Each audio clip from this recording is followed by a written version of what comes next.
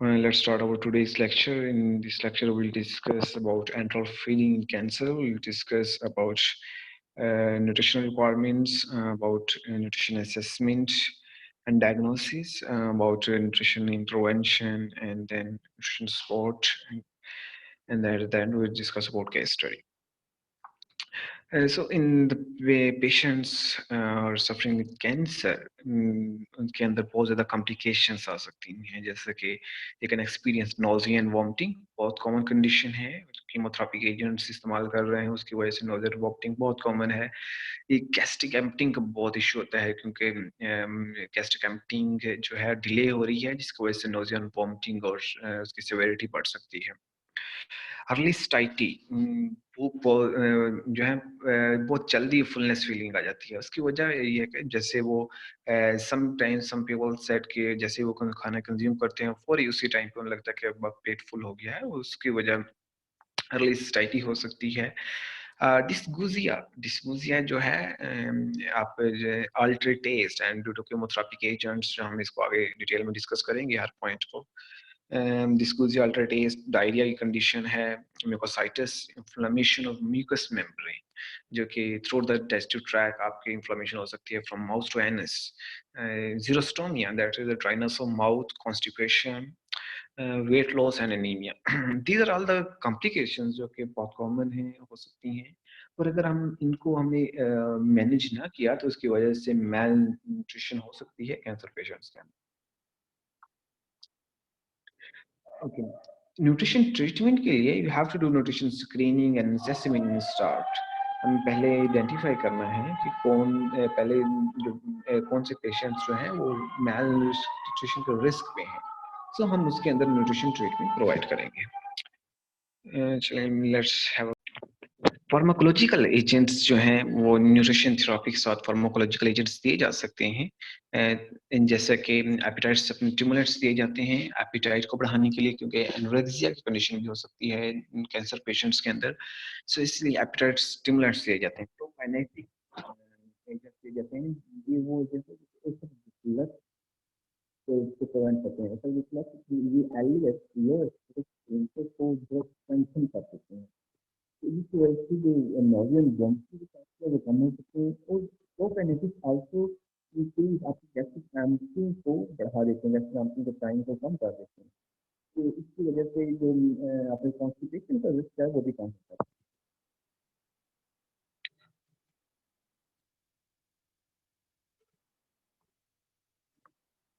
है. Pharmacological agents जो हैं ये दिए जाते हैं अलॉन्ग विद न्यूट्रिशन थेरेपी, ताकि जो सिम्टोमेटिकली ट्रीटमेंट किया जा सके उन पेशेंट्स को जो कि कैंसर के पेशेंट्स हैं. एपेटाइट स्टिमुलेंट्स दिए जाते हैं. एपेटाइट स्टिमुलेंट्स इसलिए दिए जाते हैं कि जो आपके एनोरेक्सिया की कंडीशन है उससे बचने के लिए एपेटाइट स्टिमुलेंट्स दिए जाते हैं. प्रोकाइनेटिक्स हमने डिस्कस किया, नोज़िया एंड वॉमिटिंग कंडीशन होती है. तो प्रोकाइनेटिक्स जो है एलियस स्फिंक्टर को ज्यादा स्ट्रेंथन करते हैं. इसकी वजह से नोज़िया और वॉमिटिंग कंडीशन से बचा जा सकता है. It can prevent from nausea and vomiting. It also जैसे हमने पहले डिस्कस किया, वहाँ पे जो डिलेड गैस्ट्रिक एम्पटिंग भी हो सकता है. तो ये जो गैस्ट्रिक एम्पटिंग है उसको इंक्रीज कर देता है, जिसकी वजह से गैस्ट्रिक एम्पटिंग का जो टाइम है वो शॉर्ट हो जाता है और जल्दी से आपकी फूड जब पास हो जाती है आपके जेट ट्रैक से.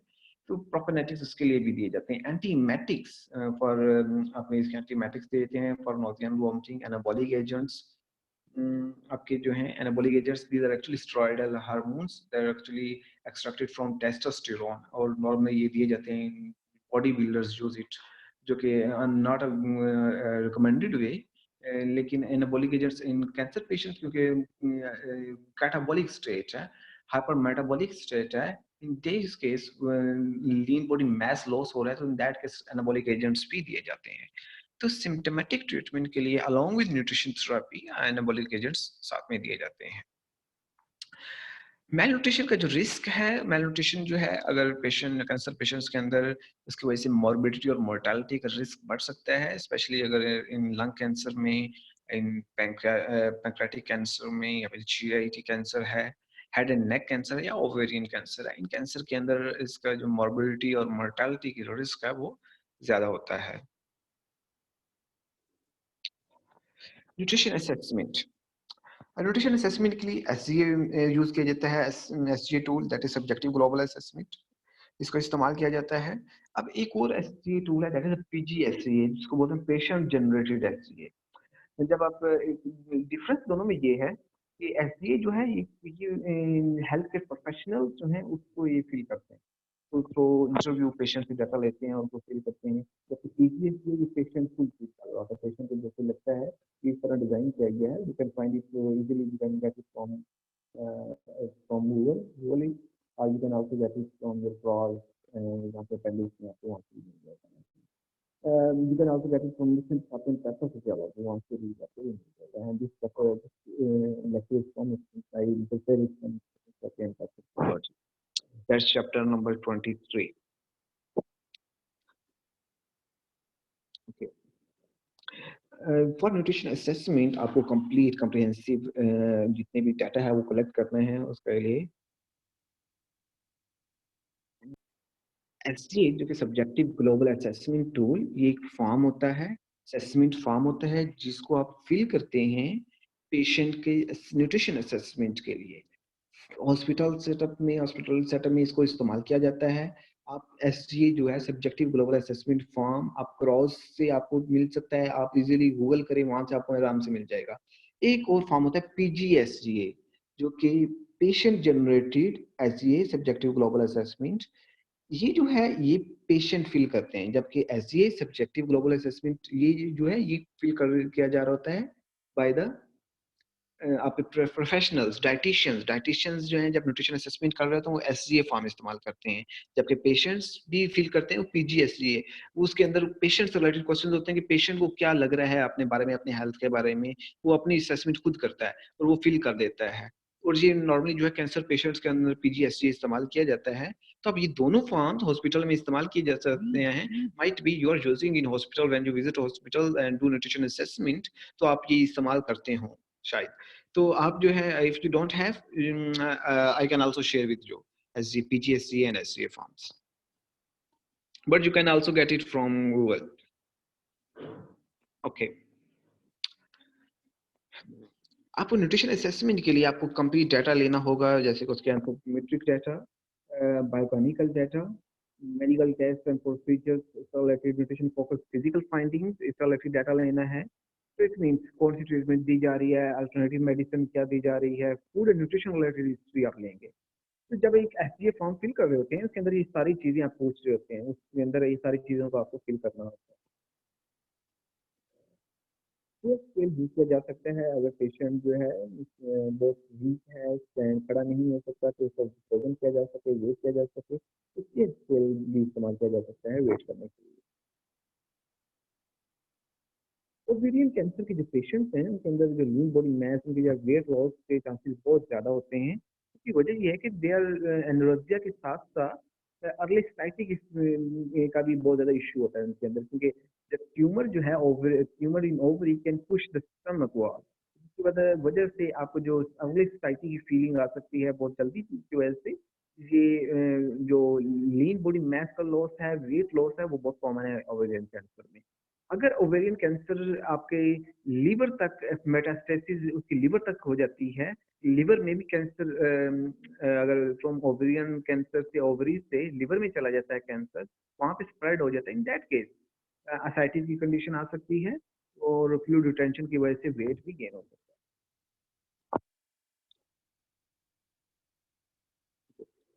सीरम एल्बुमिन जो है लेवल इन बहुत ज्यादा फैक्टर्स की वजह से वो अल्टर हो सकता है, वो मीन कम या ज्यादा भी हो सकता है सीरम एल्बुमिन लेवल। उसकी वजह क्या है, जब आप इंट्रावेनस कीमोथेरेपी लगाते हैं, कीमोथेरेपी एजेंट्स जो हैं दैट कैन अफेक्ट आपके जीआई ट्रैक को अफेक्ट कर सकते हैं। हमने अभी डिस्कस किया कि उसकी वजह से आपको नोजिया वॉमिटिंग की कंडीशन आ सकती है, म्यूकोसाइटिस हो सकता है, डायरिया की कंडीशन हो सकती है, उसकी वजह से आपका डिसगुजिया हो सकता है, टेस्ट अल्टर्ड हो सकता है। इस सारी चीज़ों की वजह से आपका फ्लूइड इनटेक भी कम हो गया, आपका न्यूट्रिशनल इनटेक भी कम हो गया, और उसकी वजह से अगर डायरिया हो गया तो आप जो डिहाइड्रेशन हो जाएगी, वाटर लॉसेस हो सकते हैं उसकी वजह से।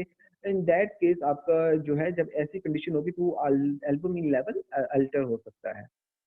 जीआईटी ब्लीडिंग की वजह से म्यूकोसाइटिस होगी, जीआईटी ब्लीडिंग होगी, साथ में जब लॉस होगा तो प्रोटीन डेफिशिएंसी हो सकती है, फिर डायरिया की वजह से जो है एल्बुमिन लेवल अल्टर हो सकता है। रीनल और लिवर डिजीज है, तो रीनल डिजीज में भी अभी कम भी हो सकता है या ज्यादा भी हो सकता है। जैसे अगर लॉसेस ज्यादा हो रहे हैं तो एल्बुमिन लेवल कम हो जाएगा। अगर प्रोटीन, अगर जो है वो कंडीशन एनोरिया की कंडीशन है, तो इन दैट केस आप मतलब कोई आपकी लॉस नहीं हो, आपके जो है एक्सप्रेशन नहीं हो रही, इन दैट केस प्रोटीन ज्यादा भी हो सकती है, हाइपर एल्बुमिनीमिया की कंडीशन भी हो सकती है। लिवर डिजीज के अंदर हाइपोएल्बुमिन, आपका एल्बुमिन लेवल कम हो जाता है, हाइपोएल्बुमिनीमिया हो सकता है। बर्न की कंडीशन में एल्बुमिन लेवल डेफिशिएंसी हो जाती है। ट्रॉमा की कंडीशन में ब्लड लॉसेस हो रहे हैं, इन दैट केस हो सकती है कीमोथेरेपी, दैट्स द मेजर जो पीछे जो कॉज है एल्बुमिन लेवल की अल्ट्रेशन की, वो पीछे कीमोथेरेपी है, उसकी वजह से बाकी सारे ये कॉम्प्लिकेशंस आती हैं। सी रिएक्टिव प्रोटीन जो है ये इन्फ्लेमेशन का बेस्ट इंडिकेटर है इस पेशेंट्स के अंदर, क्योंकि inflammation is a common condition, तो इसकी वजह से सीरम सी रिएक्टिव प्रोटीन का level in serum will increase.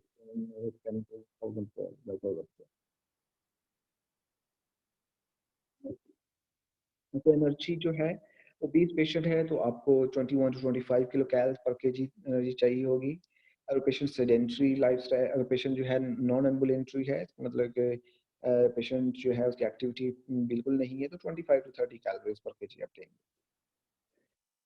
अच्छा, इसके साथ भी अगर patient hyper metabolic state condition में, पेशेंट नीड एनाबॉलिक एजेंट्स, और पेशेंट को जो है वो वेट लॉस हो रहा है, इस कंडीशन के अंदर आप 30 to 35 kilo calories per KG of the body weight energy देंगे। इसके साथ अगर हाइपर मेटाबॉलिक स्टेट के साथ मेल अब्जॉर्प्शन भी है, तो 35 से ज्यादा भी एनर्जी आप देंगे। 35 kilo calories per KG of the body weight और more than this. Protein, protein जो है, अगर मेंटेनेंस प्रोटीन हमें चाहिए फॉर मेंटेनेंस के लिए, जस्ट नॉर्मल प्रोटीन हम 0.8 टू 1 ग्राम पर केजी लेंगे। The patient is of non stressed cancer patient, 1 to 1.5 gram per kg protein ली जा सकती है। बोन मैरो ट्रांसप्लांट का पेशेंट अगर है, along with this bone marrow transplant का पेशेंट है, that is haematopoietic stem cell transplantation, HSCT, HSCT, that is 1.5 gram per kg protein लेंगे। अगर प्रोटीन नीड ज़्यादा है, जैसे कि हाइपरमेटाबॉलिक स्टेट है, हाई एक्सट्रीम वेस्टिंग की कंडीशन है, that case protein need increase हो जाएगी, that is 1.5 to 2.5 gram per KG of the body wait आपको प्रोटीन चाहिए होगी। अगर पेशेंट आपका है हेपेटिक का पेशेंट है, यानी कि जैसे कि लीवर का पेशेंट है या फिर रीनल कंप्रोमाइज है, अब वो प्रोटीन नीड कम हो जाएगी। जैसे कि हमने पहले इन द रीनल कंडीशन या लीवर कंडीशन में, रीनल में, दोनों में हमने पढ़ा, तो इन दैट केस हमारी जो प्रोटीन नीड कम हो रही थी 0.5 टू 0.8 ग्राम पर केजी हो जाएगी। लेकिन अगर वो डायलिसिस भी है तो ऑफ कोर्स प्रोटीन नीड बढ़ जाएगी। लेकिन the patient is not on dialysis and patient renal patient है, डायलिसिस पे नहीं है, तो 0.85 टू 0.8 ग्राम पर केजी आपको चाहिए होगी protein. Fluid need, fluid need क्योंकि कीमोथेरेपी की वजह से फ्लूइड डिहाइड्रेशन जो है बहुत कॉमन है, क्योंकि जीआईटी म्यूकोसा म्यूकोसाइटिस की कंडीशन है, म्यूकोसाइटिस की वजह से डायरिया हो सकता है, और इसकी वजह से डिहाइड्रेशन जो है वो हो सकती है। तो ऐसे पेशेंट्स को डिहाइड्रेशन बहुत कॉमन है, स्पेशली जब पेशेंट को हेड एंड नेक एरिया में रेडिएशन थेरेपी दी जा रही होती है। इन दैट केस रेडिएशन, उसकी वजह से कोई भी वो ओरल इनटेक नहीं ले सकते, ना वो फूड ले सकते हैं, ना वो फ्लूइड ले सकते हैं, कोई और फ्लूइड्स ले सकते हैं। इसकी वजह से, उसकी वजह ये है कि पेन, जब वो कोई भी चीज कंज्यूम करते हैं तो पेन की वजह से, pain and inflammation in mouth, throat and oesophagus, तो पेन की वजह से दे कांट ईट एनीथिंग, इसकी वजह से डिहाइड्रेशन जो है वो बहुत कॉमन है इस पेशेंट्स में।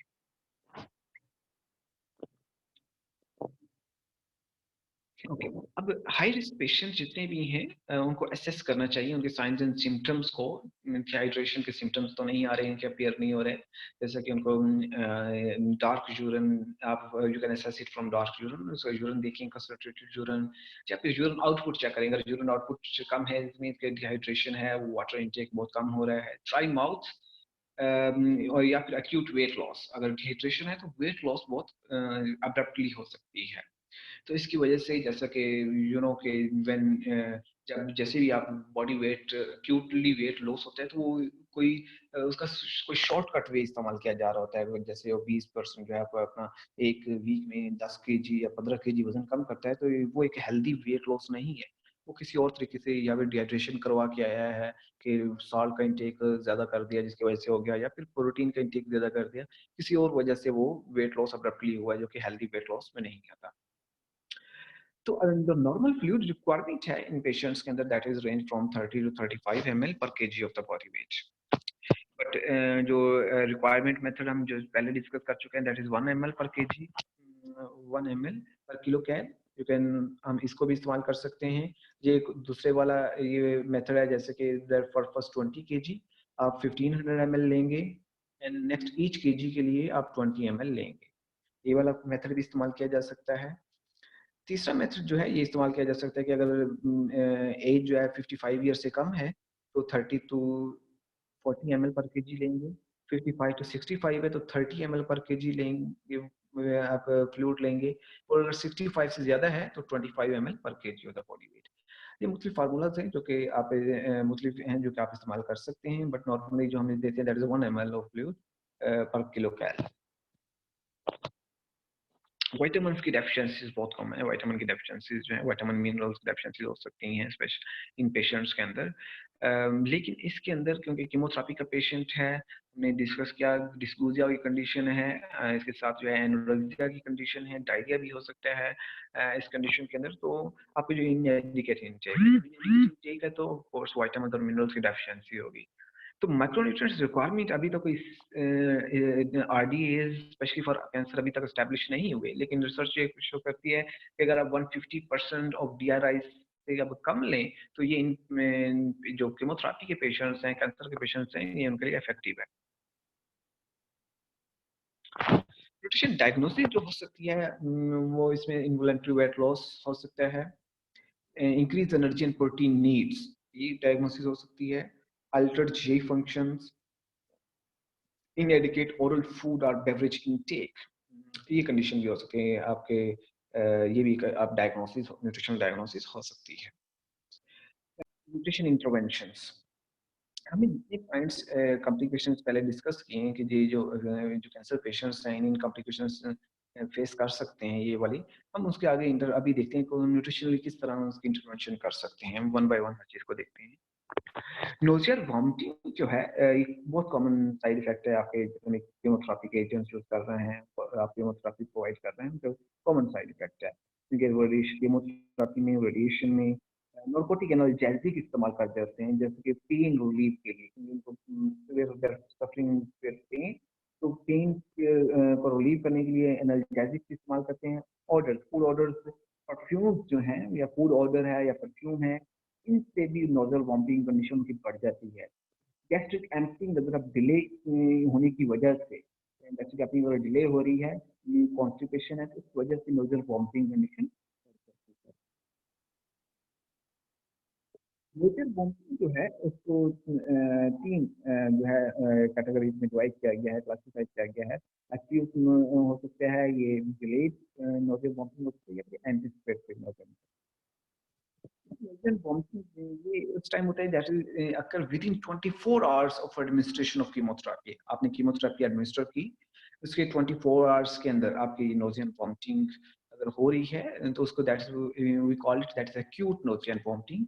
एंड ये हो रही होती है that is due to chemotherapy के एजेंट्स जैसे कि सिस्प्लेटन है, मेथोट्रेक्सेट है, आगे डॉक्सोरिबोसिन है और साइक्लोफॉस्फेमाइड। ये जो कीमोथेरेपी के एजेंट्स हैं इनकी वजह से एक्यूट नोजिया और वॉमिटिंग होती है जो कि with in 24 hours after chemotherapy ये हो सकती है।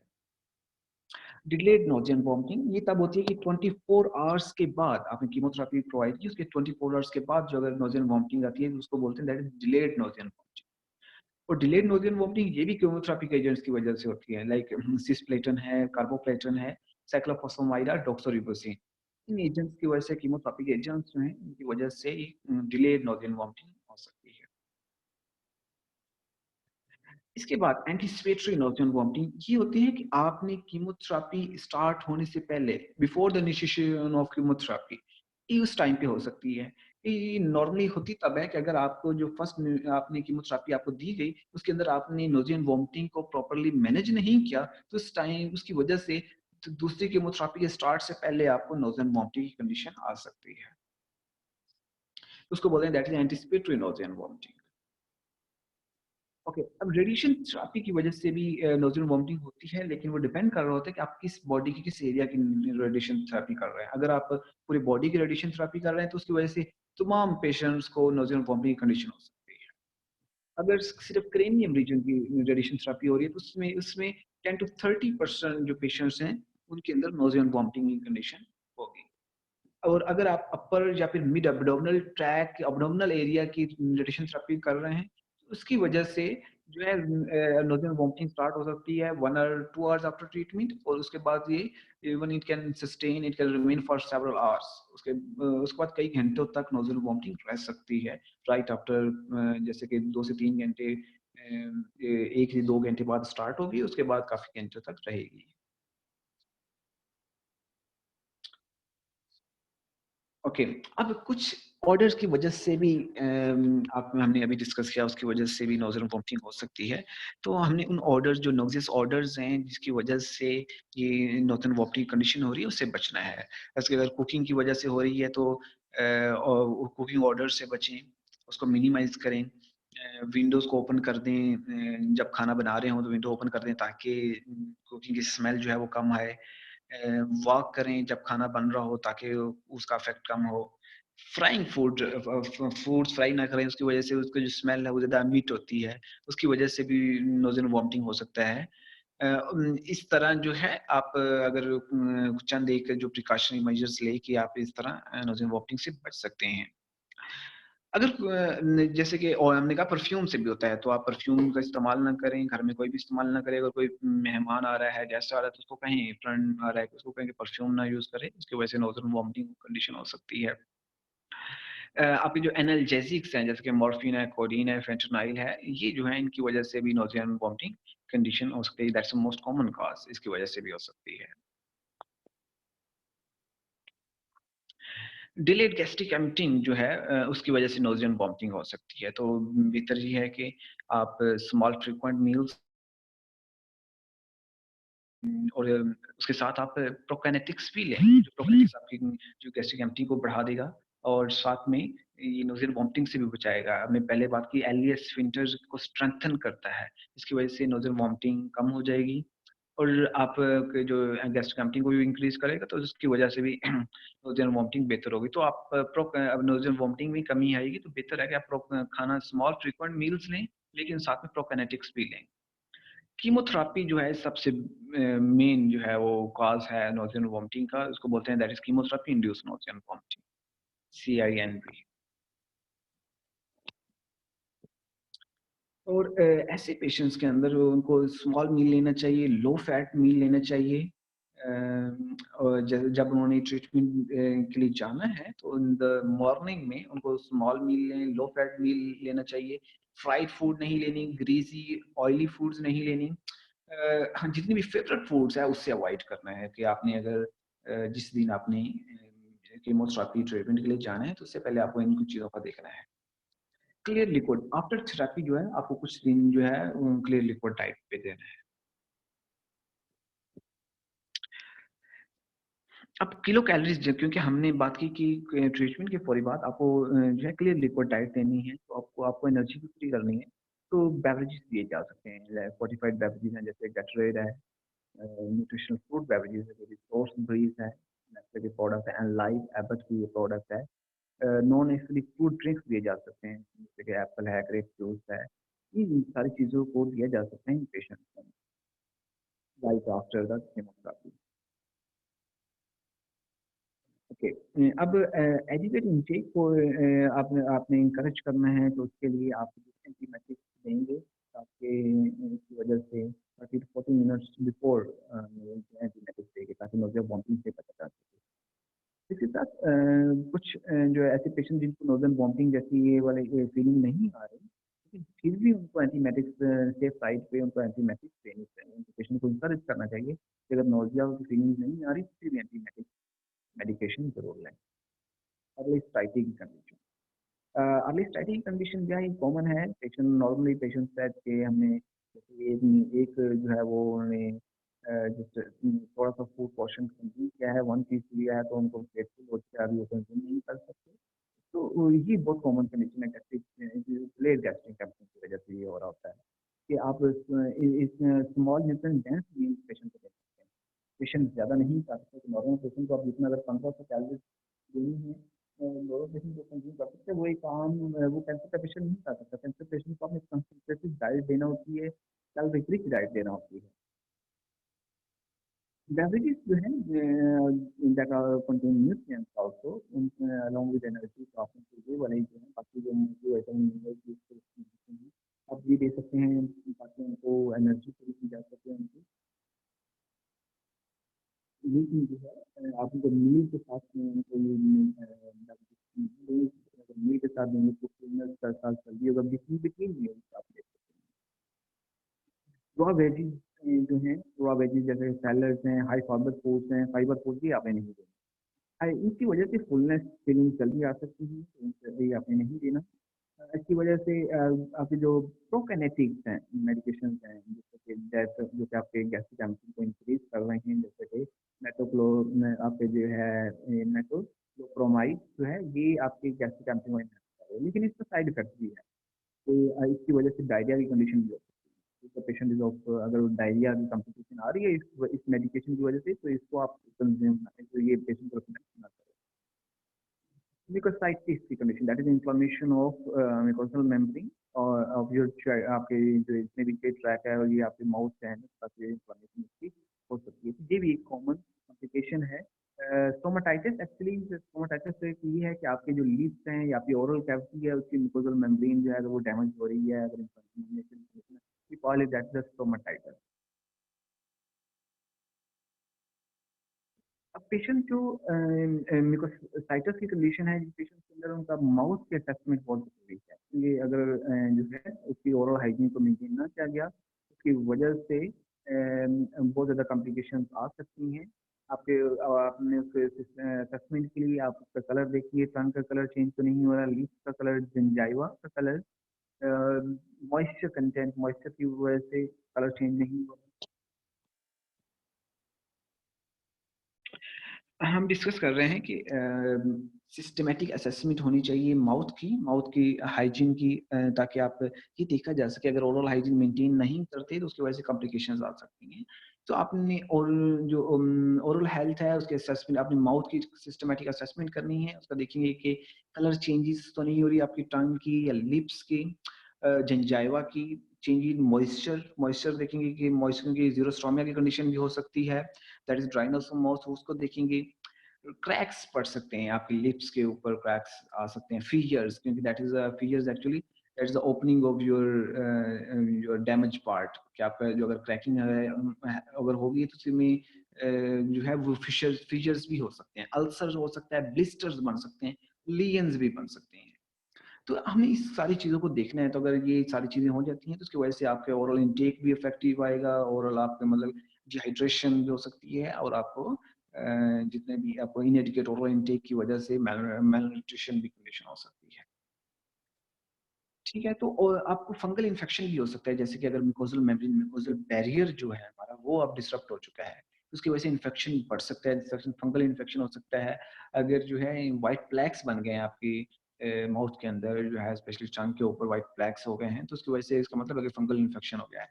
तो आप इस चीज़ को भी देखेंगे, क्योंकि अगर म्यूकोज़ल इन्फेक्शन हो गया है तो उसकी वजह से आपको इन्फेक्शन का रिस्क जो है वो इंक्रीज़ हो सकता है। ओके, अब सिम्पटम्स क्या हो सकते हैं कि अगर आपके cracking of mouth, cracking of your lips, corner of your lips हो गया, स्टोमाटाइटिस की कंडीशन हो गई है, उसकी वजह से बर्निंग सेंसेशन या फिर च्यूइंग, स्वेलिंग में व्हाइल च्यूइंग और व्हाइल स्वेलिंग द फूड आपको जो है पेन की फीलिंग आ सकती है। तो पेशेंट इन दिस कंडीशन में हो सकता है कि पेशेंट जो है वो फूड और फ्लूइड्स कंज्यूम ही ना कर पा रहा हो, जिसकी वजह से dehydration of weight loss, acute weight loss हो सकता है। गुड ओरल हाइजीन को किस तरह मेंटेन रखना है, you can go to the book nutrition therapy and pathophysiology, chapter number 23.5 box है, उसके अंदर गाइडलाइन दी हुई है कि आप ओरल हाइजीन को किस तरह मेंटेन रख सकते हैं। पेज नंबर 7 to 4 है, तो आप न्यूट्रिशन थेरेपी पैथोफिजियोलॉजी में पेज नंबर 7 to 4 में जाएंगे तो आपको बॉक्स मिलेगा 23.5, वहां में डिटेल में बताया हुआ है किस तरह ओरल हाइजीन को मेंटेन रखना है, आपने गो थ्रू करना है उसको। ओके, ऐसी कंडीशन में पेशेंट को एनकरेज करना चाहिए कि वो सॉफ्ट डाइट ले, लेकिन नॉन फीब्रस डाइट ले, नॉन एसिडिक फूड्स ले। नॉन फीब्रस डाइट्स की वजह से, क्योंकि एसिडिटी का लेवल जल्दी अचीव हो सकता है, तो इसलिए नॉन फीब्रस डाइट लेंगे। हॉट फूड्स नहीं लेंगे, क्योंकि ऑलरेडी जो है मिकोजा इन फ्रिजाइल कंडीशन के, वो बहुत जल्दी जो है उसके ब्रेकेज हो सकती है मिकोजा की, इसकी वजह से हॉट फूड्स हमने नहीं लेने। आपके liquid foods should be encourage, जैसे कि नॉन एसिडिक जूसेस आप दे सकते हैं। नेक्टर्स नेक्टर्स जो कि आपके रिकमेंड किए जा सकते हैं, जो कि आप फ्रूट से जो कि non, that is actually drink, लेकिन जो आप फ्रूट से बना रहे हैं, इधर पल्प, फ्रूट पल्प को यूज करके आप एक जो फ्रूट एक जूस बना रहे हैं, एक ड्रिंक बना रहे हैं, तो उसको आप इस्तेमाल किया जा सकता है।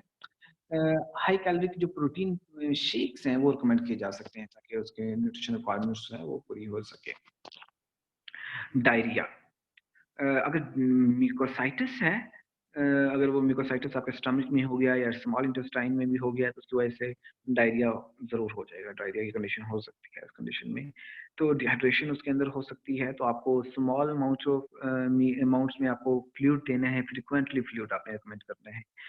अब जूसेस जो है लार्ज अमाउंट एक ही टाइम पे आप ज़्यादा अमाउंट में जूसेस रिकमेंड नहीं करेंगे कि कंज्यूम करें, क्योंकि वक्फे वक्फे से द पैसेज ऑफ टाइम आप रिकमेंड करेंगे। लेकिन आप जो है अगर आपने एक ही दफ़ा ज़्यादा कंज्यूम कर लिया स्ट्राइटी के साथ-साथ, उसको डायरिया सिवियर भी हो सकता है ड्यू टू ऑस्मोटिक डायरिया। तो क्योंकि दैट फ्रक्टोज़ की ज़्यादा कंज्यूम करने की वजह से डायरिया पहले कंडीशन है, जिसकी वजह से डायरिया और सिवियर भी हो सकता है। गेटरेट या पिडियालाइट ये जो है बेवरेजेस जो है, न्यूट्रिशनल बेवरेजेस रिकमेंड की जा सकती हैं इन पेशेंट्स के अंदर। जो डायरिया की कंडीशन है, तो foods high in soluble fibre ये भी रिकमेंड किया जा सके, ताकि डायरिया की कंडीशन को थोड़ा सा बेहतर किया जा सके। डिस्कूजिया, डिस्कूजिया हमने डिस्कस किया कीमोथेरेपी एजेंट्स की वजह से डिस्कूजिया हो सकता है। मेटालिक टेस्ट हो सकता है कि टेस्ट ऐसा लगता है कि आपने जो है कॉइन जो है वो अपने मुंह में रखे हैं, मेटल जैसा टेस्ट आपको फील होता है। कंडीशन नो टेस्ट सेंसेशन ऐसी कंडीशन भी हो सकती है। आइसक्रीम और पर्सन टेस्ट, वो जो एक कोई मीठा जो है वो बहुत ज़्यादा लगता है आपको, ऐसा भी हो सकता है कि आप थोड़ा-सा मीठा कंज़्यूम करो और वो बहुत ज़्यादा मीठा लगेगा कोई भी चीज़। So that is heightening the taste. Okay.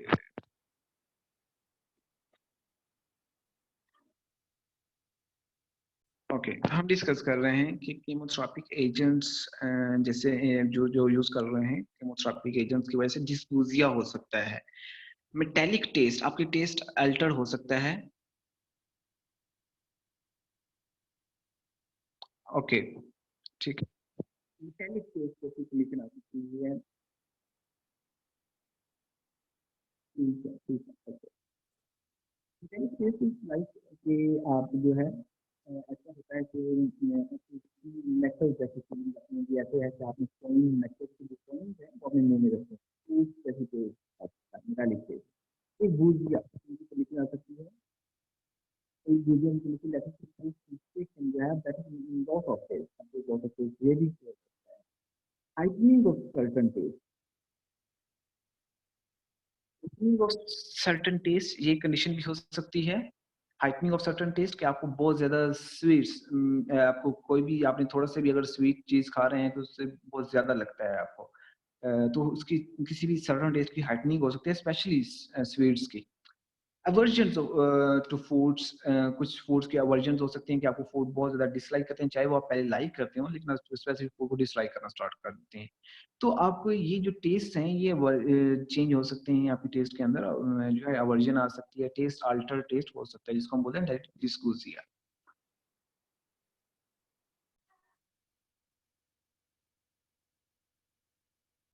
Okay, patient जो हैं, पेशेंट्स जिनको अगर मेटालिक टेस्ट जैसी फीलिंग आ रही है, उसमें ऐसा है कि आप मेटल यूटेंसिल यूज़ ना करें, प्लास्टिक के बर्तन में वो इस्तेमाल करें।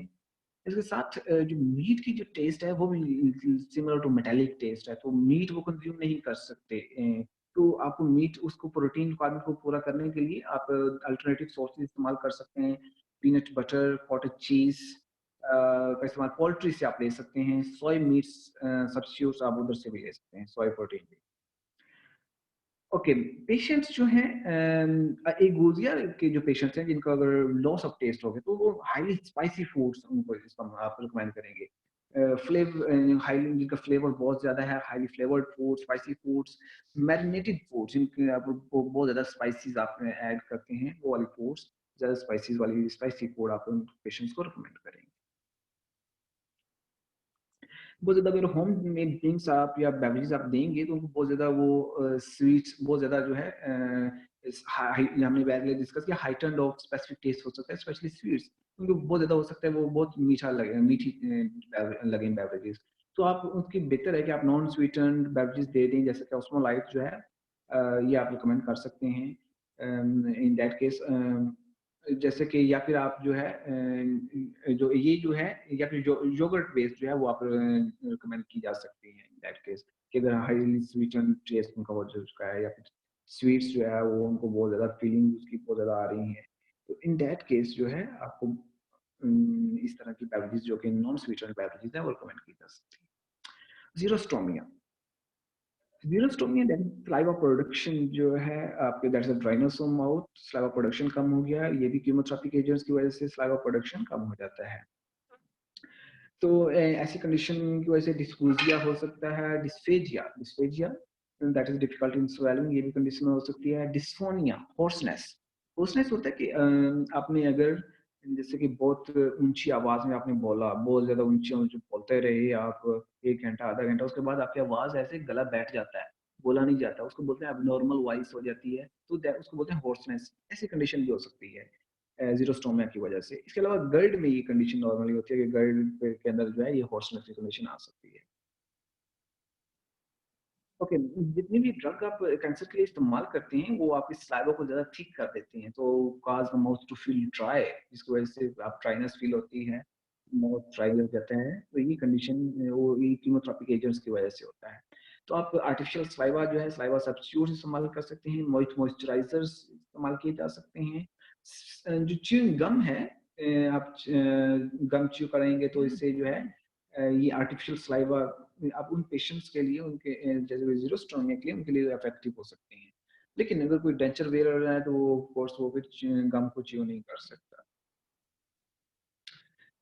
एनोरेक्सिया के पेशेंट जो है एनोरेक्सिया के लिए आप जो है ये चंद एक जो गाइडलाइंस हैं इनको फॉलो कर सकते हैं जैसे कि स्मॉल मील लें फ्रीक्वेंट मील्स लें एवन जैसे जो है आप एपिटाइट जब आपको भूख फील हो तो उस टाइम पे आप इनटेक अपना मैक्सिमाइज कर सकते हैं लिमिट फ्लूइड आप खाने के साथ कोई भी फ्लूइड कंज्यूम ना करें फ्लूइड के इनटेक ना रहें जिसकी वजह से आपको ताकि अगले स्टार्टिंग फीलिंग ना आए फेवरेट फूड्स हर वक़्त अपने पास रखें ताकि जब आपका वो थोड़ी-सी एब्स्ट्रैक्टी फ़ील हो, थोड़ी-सी आपको एपेटाइट फ़ील हो तो आप उसको कंज़्यूम कर सकें। एक्सरसाइज़ करें, माइल्ड एक्सरसाइज़ प्रेज़ेंट एनवायरनमेंट में मील को कंज़्यूम करें, तो इससे भी आपका मील इनटेक जो है उसपे इफ़ेक्ट आएगा। But it's said a glass of wine that's not for us but आप इसको ये हमारे लिए पढ़ना ज़रूरी है कि हम इसको एक दफ़ा देखें। इट्स सेड कि रिसर्च शो कि glass of wine before a meal आपके एपेटाइट को स्टिमुलेट कर सकता है, but it's not for us. Noxious odours जैसे कि उससे आप बचें नॉक्सियस ऑर्डर से जिसकी वजह से आपको ईटिंग पे आपकी जो फूड इनटेक है उसके ऊपर इफेक्ट आएगा। आप जितने भी न्यूट्रिशनल सप्लीमेंट्स हैं उनको आप लें 2 to 4 ऑन्सेस आप एक ही टाइम पे लें। ज़्यादा लेंगे तो आपको आपको जो है वो स्टाइटी फुलनेस का इफेक्ट आ जाएगा जल्दी। तो आप 2 to 4 ऑन्सेस ले सकते हैं लेकिन वक्फे-वक्फे से आप उसको लेते रहें। रिलैक्सेशन एक्सरसाइज मैंने यहाँ पे नीचे एक लिंक दिया है you can go through that link to view the relaxation exercise आप उसको देख सकते हैं जो कि हार्वर्ड मेडिकल स्कूल की रिसर्च है उसके मुताबिक उन्होंने कुछ रिलैक्सेशन एक्सरसाइज भी बताई हुई हैं ओके एपेटाइट स्टिमुलेंट्स इस्तेमाल करें कुछ फार्माकोलॉजिकल जैसे कि हमने एपेटाइट स्टिमुलेंट्स की बात की अब इस्तेमाल किया जा सकता है ताकि आपके एपेटाइट को इंक्रीज किया जा सके न्यूट्रिशन सपोर्ट जो है क्योंकि पेशेंट और मेल निश्ड हो सकते हैं न्यूट्रिशन जो है बहुत कॉमन है इन पेशेंट्स के अंदर इनएडिक्वेट ओरल इनटेक है तो आप न्यूट्रिशन सपोर्ट जो है इन पेशेंट्स के लिए बहुत अप्रोप्रिएट रहेगी ओमेगा 3 फैट्स अगर आप सप्लीमेंट देते हैं तो उसकी वजह से पेशेंट का वेट जो है वो ज़्यादा स्टेबलाइज हो सकता है ऐसे पेशेंट जिनको अनइंटेंशनल वेट लॉस हो रहा है कैंसर की वजह से ओके थेराप्यूटिक एजेंट्स इस्तेमाल नहीं करने चाहिए पेशेंट को ये सब ये हमारी टेक्स्ट बुक कह रही है कि थेराप्यूटिक एजेंट्स इस्तेमाल ना करें। अगर आप केमोथेरेपी कर रहे हैं, थेराप्यूटिक एजेंट्स ना इस्तेमाल ना करें। It's controversial, cancer research is total controversial. जहाँ तक हमारा रोल है, इट्स दैट कि हमने जस्ट उसके न्यूट्रिशन को मैनेज करना, न्यूट्रिशन स्टेटस को मेंटेन रखना है।